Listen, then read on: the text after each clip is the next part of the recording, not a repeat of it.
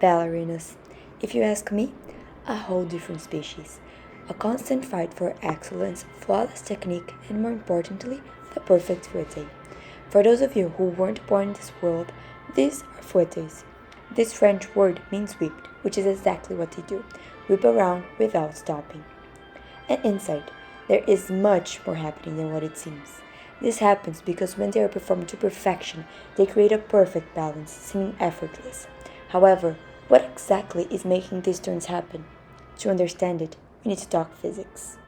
The first thing a ballerina does is a releve, movement that consists on bending her knee and going on top of her punches, generating torque.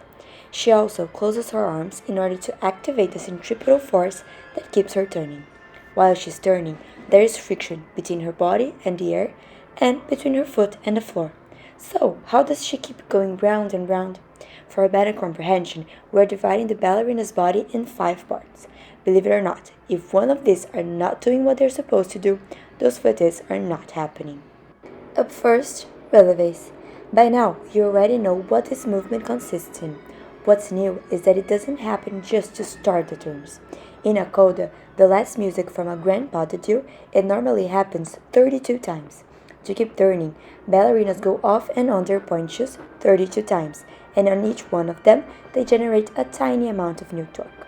At the same time, her arms open and close, which helps her keep her balance and also accelerate the movement. While moving her arms, her core needs to be stable in order to keep her center of gravity, well, in the center. Next up, their heads. While turning, ballerinas mark a spot in front of them and try to look at it for as long as possible. This movement helps preventing them from getting dizzy. Finally, the most important part, the opening leg. In the split second they go down from their points and bend their knees preparing for the next releve, their other leg opens straight in the front and turns 90 degrees to the side. This movement creates the momentum that will make the turns happen. At the exact same moment they releve on the supporting leg, ballerinas close the one that was open as if collecting all that energy. The more the legs open, the more momentum they have, and more energy comes into the turn, making it possible to turn more than one time for the next releve.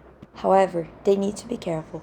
This all has to happen in the perfect timing, otherwise the turns aren't happening. Well, I bet that was harder than you anticipated. Nevertheless, this is the beauty of ballet. Make it seem like it is easy. A great ballerina does that. It is never effortless, but with excellence, a flawless technique, and a great understanding of physics, they make even the impossible look easy.